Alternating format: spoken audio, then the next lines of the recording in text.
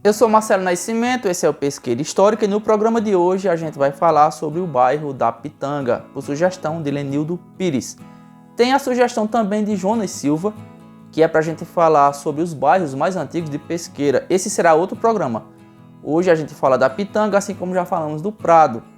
A sugestão de Jonas Silva para falar dos bairros mais antigos, a gente vai deixar para outra oportunidade, quando a gente vai falar do núcleo de Pesqueira, de como a cidade surgiu e se expandiu pelos arredores, pelos bairros. Hoje a gente atende a sugestão de Lenildo Pires. E se você quiser também deixar uma sugestão, faça como ele, deixa aí nos comentários ou acrescente alguma coisa sobre a história da Pitanga. Se você souber, se você é do bairro, se conhece a história do bairro, você pode acrescentar, vai ser muito bom para todo mundo. Agora, sem demora, vamos ao programa.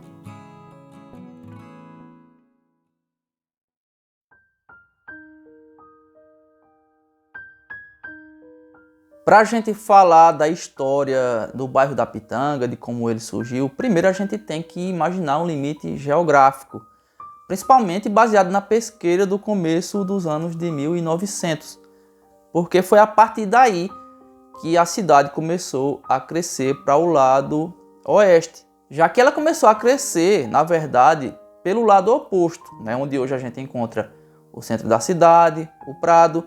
Até 1905, a área urbana de Pesqueira em direção ao poente, ela terminava na altura mais ou menos da Câmara de Vereadores. Naquela época, o que havia a partir dali, a partir do fim da área urbana de Pesqueira, eram alguns casebres, provavelmente, e uma distância bastante grande em relação ao centro da cidade, o cemitério público de Pesqueira, já que os cemitérios anteriores, os primeiros cemitérios, eles tinham causado muitos problemas a moradores e vizinhos. Então o município resolveu construir um cemitério distante da cidade, que é onde hoje a gente encontra o atual cemitério, o cemitério velho e o novo, que foram construídos um ao lado do outro. Em março de 1906 aparece a Fábrica Rosa, que é a primeira construção, a primeira grande construção a ser feita nesse novo trecho que se abria em direção ao oeste da cidade.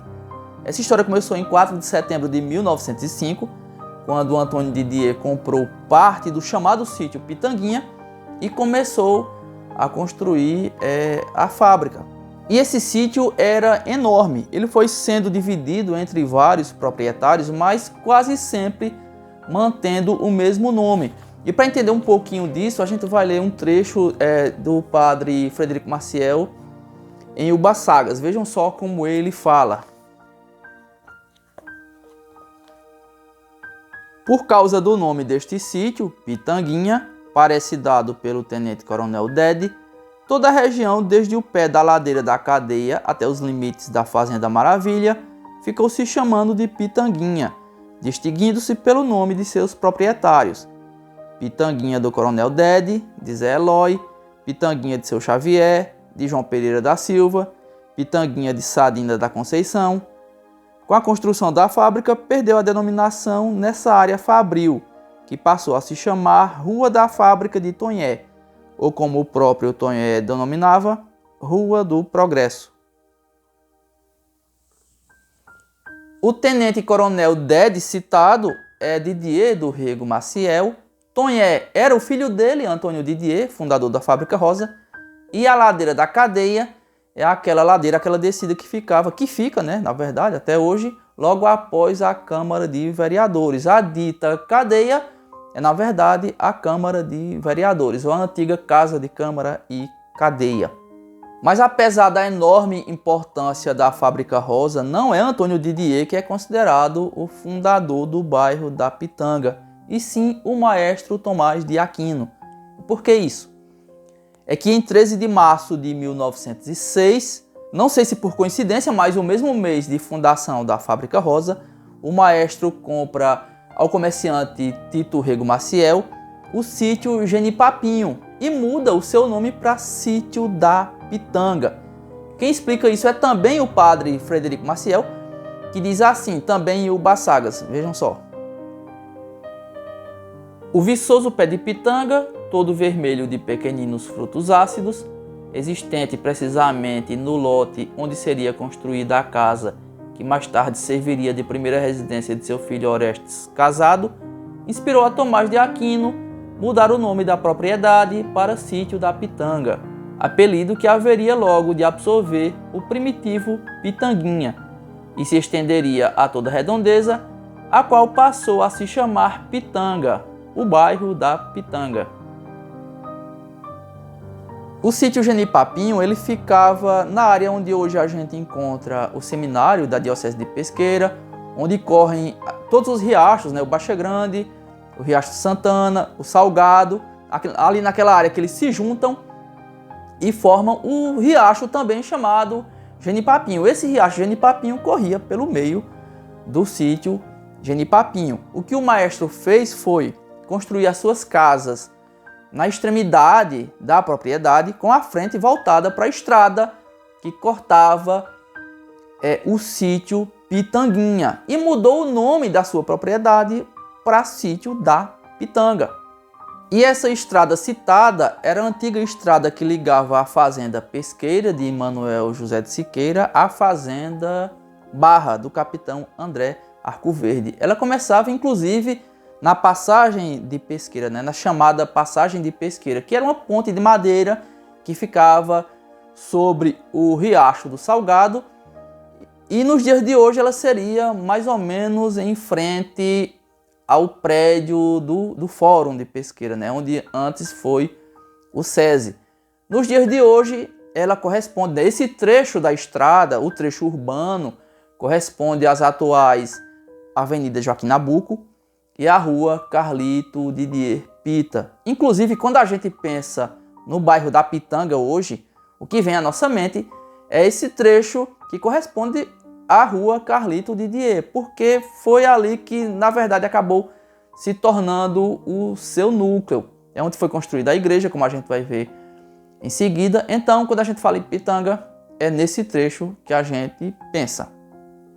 As casas que o maestro construiu, elas ainda existem, embora a maioria já tenha tido suas fachadas alteradas.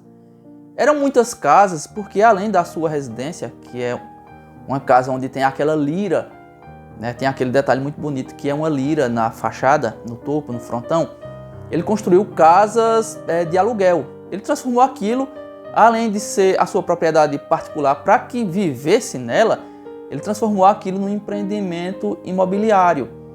Talvez, né, ele prevendo já a construção da estação ferroviária, algo que viria a valorizar bastante a propriedade, talvez prevendo isso, ele tenha enxergado uma possibilidade de investimento. Na década de 1930, a fábrica Peixe comprou ou arrendou boa parte do sítio da Pitanga para exploração, né, de plantios de tomate. E em 1937, ela construiu uma segunda unidade fabril, né, uma unidade auxiliar para a produção de extrato de tomate, que ficou conhecida com o tempo como a Peixinha.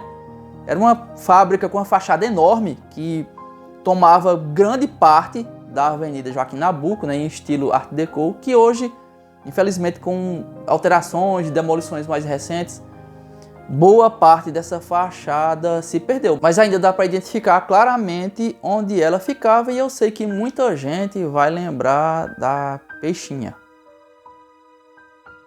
A essa altura do programa, eu sei que muita gente está se perguntando sobre a parte clássica da Pitanga, a parte que corresponde à Rua Carlito Didier Pita, né?